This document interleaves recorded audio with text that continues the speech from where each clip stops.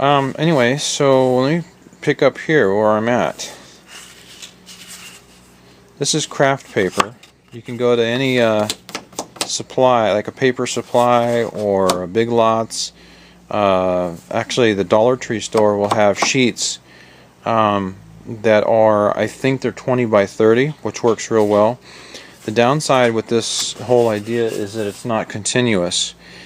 If I could find material like this that's continuous, then I would not have any joints in the wing. Is that a problem? Not necessarily.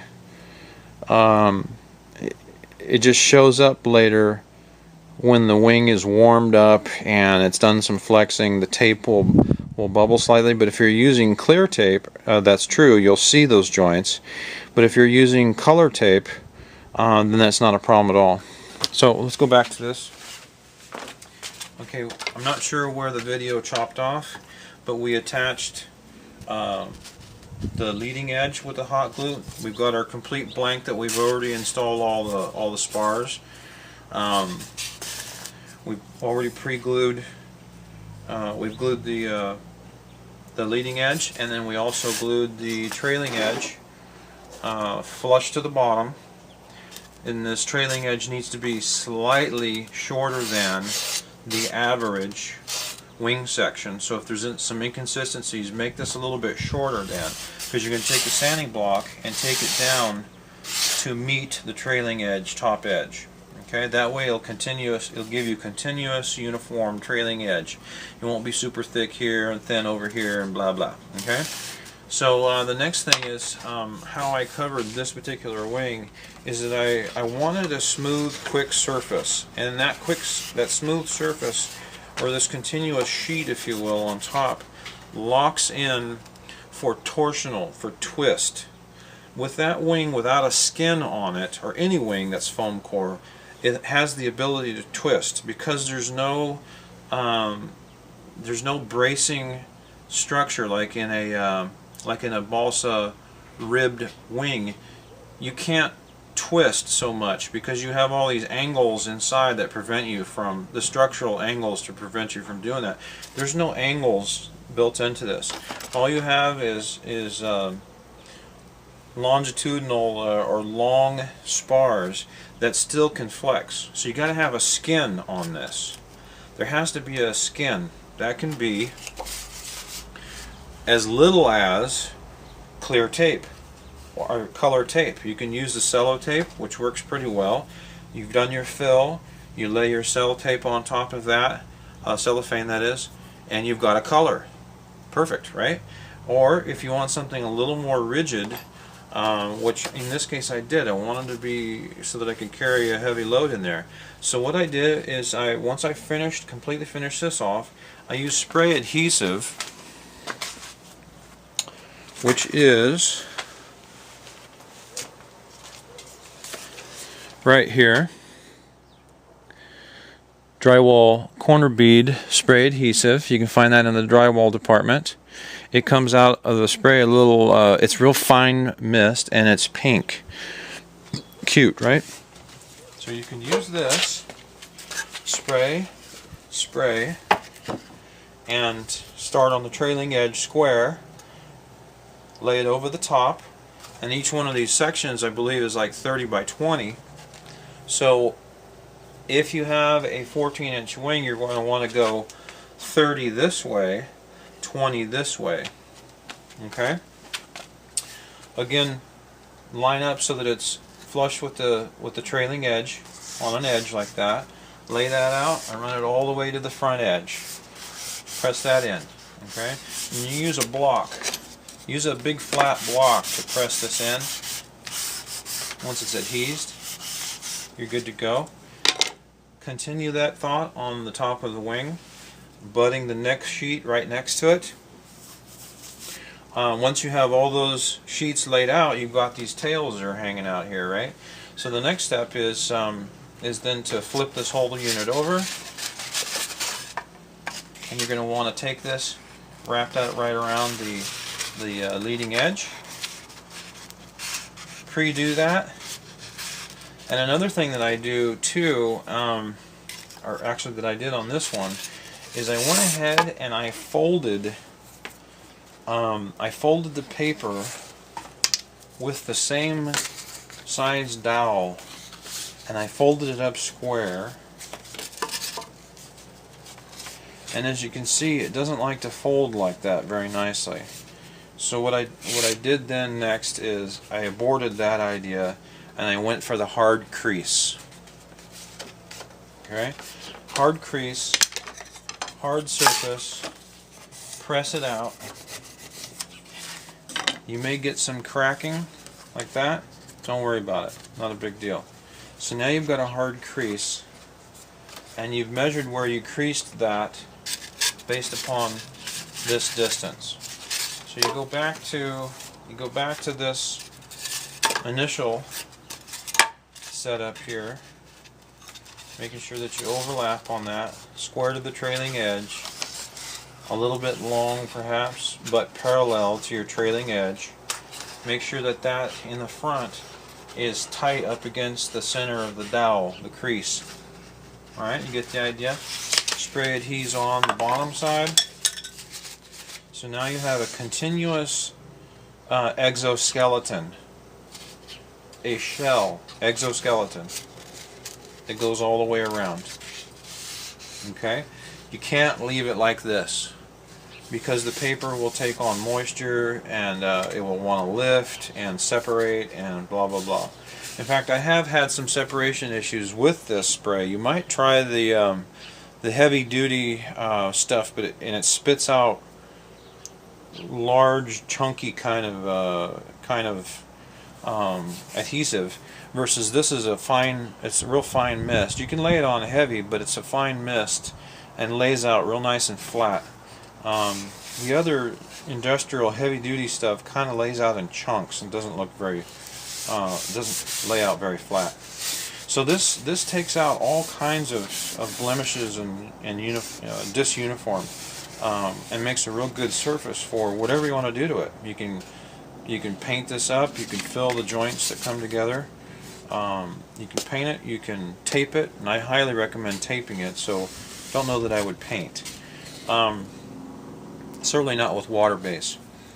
I would put on like a lacquer, spray on lacquer clear finish first as your base to seal the paper. Then you could put, with a light sanding, then you could put a water-based paint on top of that, or enamel spray, or whatever you want to do. You just can't put lacquer on top of enamel. Just remember that. Lacquer not on top of enamel, but enamel can go on top of lacquer with a little sanding. Okay? So that's it, basically. I got my skin on top of there. I built the aileron sections separately using the foam board.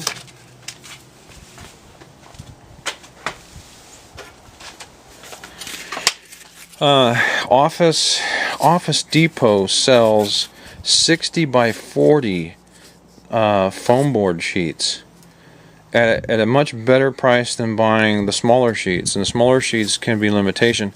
So I did an RC Powers, a couple of birds. I did the F-117, the F-22, and used the foam board and used the big panels, so you're able to spray adhese down your tile sheets, your plan sheets that you PDF blueprints that you download, and you can spray it all out on that one board and just go to town cutting it out. So it was really convenient. So then this material becomes my ailerons, my elevators, my flying surfaces, tail surfaces. It's some really neat stuff. It's also good construction material when braced with other diagonal or other bracing. Hot glue, of course, works really well with it.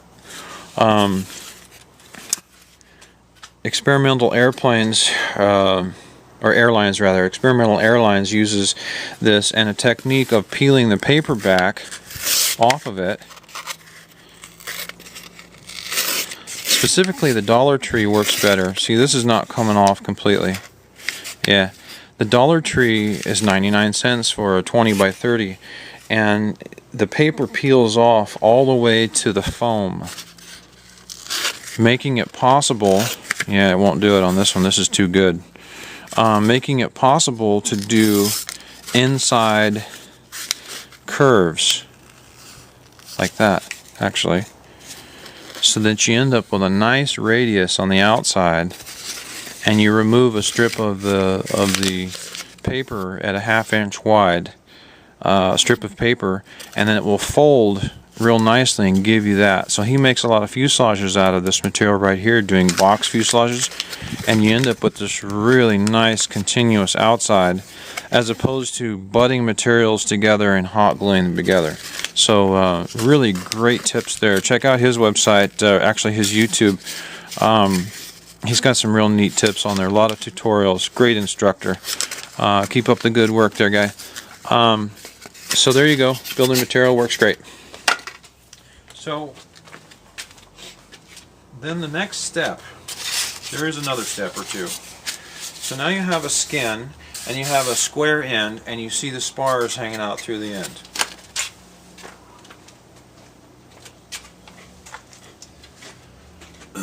So to reinforce the end of the wing, or to finish the end of the wing, I did a 45-degree angle cut here, and I applied, actually, I should take this back, step back here. Before you skin it, everything on the inside of the core is done before you skin it. My bad. So before you skin it, you could leave it square.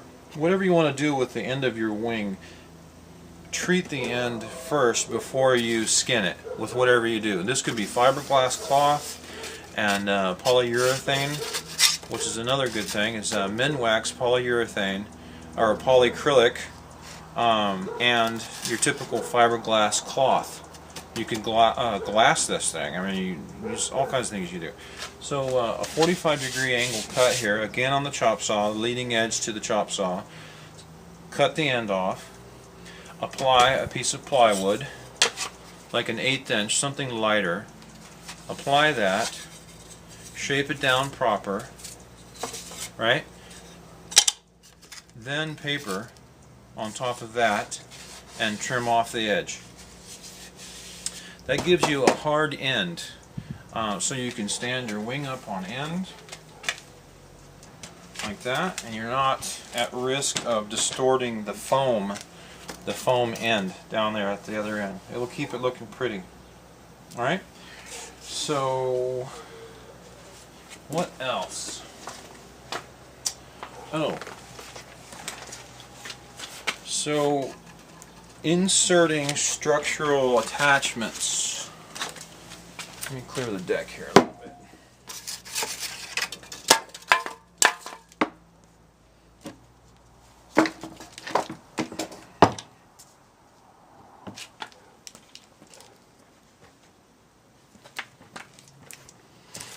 Okay, so how does one attach structural pieces like this? Underneath the paper is a plate. There is a plywood plate here that's up underneath here. And in that plywood plate I inserted, and much like this slot, I inserted this tab that sticks out. This tab is affixed to the wing and the plate here. Again, hot glue is your friend. So now that I've shown you that, there are other attachment points or reinforcing plates. This is a locator plate, as is this front one. These plates fit between the two sides of the fuselage as a locator, so my wing doesn't twist on the airframe. And then these are your typical hold down bolts that run down into a block inside the fuselage. In the front is simply a wedge pocket that the leading edge fits into. That keeps the front of the wing in place, and then your wing bolts in the back keep the trailing edge in place, or held down rather. These locator blocks keep it centered and positioned properly on the fuselage. Okay, so on the bottom of the wing you've after you've completely covered, you cut slots. Take a straight edge and you're just removing the paper, and then you can take a piece of plywood or something like that to dig out the channel for your servo wires and such, all that business. And then in this case I've used black tape. You can use the same color tape. If this is a blue cellophane tape, then just use a strip of blue cellophane over that, or you can leave it black. If you've made a nice pattern, it might look good in a black electrical tape lined out on the bottom. Who knows? Okay. So those are attachment methods. I'll get into that in just a second. So this block inside of here, or this plate, is attached to the foam and is also attached to a spar.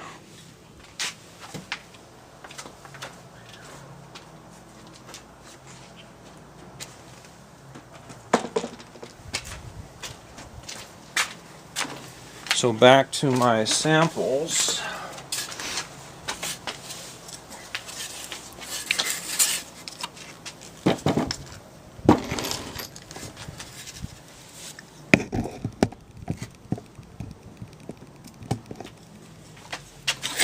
Okay, so let's say you need an attachment point, like for a twin boom, say. Okay, there's a couple ways to do it, at least. Let me grab the tool that I used. Again, I possess the tools and skills, so I use them. This is what you call a trimmer router, which is called a trimmer router. This is by Rigid, Home Depot, and this is a mortising bit. It has two cutting surfaces on it, and it cuts a square bottom hole. This is perfect for cutting in servo pockets, cutting in, you could even use this to cut your spar slots. Very difficult, but if you don't own a table saw, you could use a straight edge as a guide and cut your slots continuous in the bottom of the wing and then insert. You can get different sizes. Usually they're only in a couple different sizes in this size range. 1/4 inch, 3/8, ½ inch would be easy to find. So this is what I use to recess my attachment plate. So you set your depth gauge up for the material that you're going to use, right? And then you are going to cut into the bottom, hog out all that material, and you use a straight edge guide, or you can pencil it, or actually a Sharpie works really well. Sharpie mark the location. You can do this by hand. You could use a guide. You could use a square on the trailing edge and use the edge of the square, the speed square, or framer square, whatever this is called. What is this called? Rafter angle square. Inexpensive, but is actually a real good must tool. You know, $5, $6, $7, Home Depot. Use it as your guide. Now you've made your space. Now you've made your space, and if you had spars running through there, this bit will run right through those spars. So keep that in mind. If you're going to use carbon fiber arrow shafts, you don't want to cut into those arrow shafts. So in the pre-planning portion, make sure that you recess those spars, if they're carbon fiber, well up into the wing, up into here, so that you have room to cut this in without cutting into that, or plan that it actually comes in close contact. So leave a good 1/16 between the two, because right, you can glue to that. So you're going to miss the spar, but you're going to expose right above it. It is kind of important, if you want to give more strength of grab to this wing, is that it comes in close contact with those spars, or you actually cut right into them. So if you did a flush spar here on the bottom, this router is going to cut right into it. If it's a fairly tall spar, missing that amount of material is not going to be a big deal. Plus you're going to put material back in it with adhesion, and so that kind of brings this integrity back to this area. Alright, so then you've installed, use the hot glue, stick it right into place. It's flush. Now you have a mount point. You can run screws into this. You can pre-plan and run T-nuts on the back side, pre-drill like 2 T-nuts. Say if this was a boom like this, and you didn't want to do the tab thing that I did, which was a little involved and is a little fancy, if you will, is you can simply take a dowel, pre-drill where you want it into this plate. Put your T-nuts on this side, 1, 2, 3, or 4, or however many you want to do. This plate can be huge. It can run all the way to the front. I would highly recommend, if you're going to do a boom that's got any size like this, is what I did is I ran the plate all the way to the main spar. So I made an attachment to the, it grabbed the strength integrity of the main spar. And I set all my spars this thickness into the foam. I made my cuts, my slots on the table saw to be that deep, anticipating that this plate is going to rest over the top of them. So subsequently I ended up with a lot of spaces to fill, slots in places that obviously didn't have a plate. Again, the filler works really well for that, and you just fill in that space that's over the top of a spar that's recessed. No big deal, right? So anyway, there you go. You got an attachment plate. You've pre-drilled. You've got your T-nuts in place. All you got to do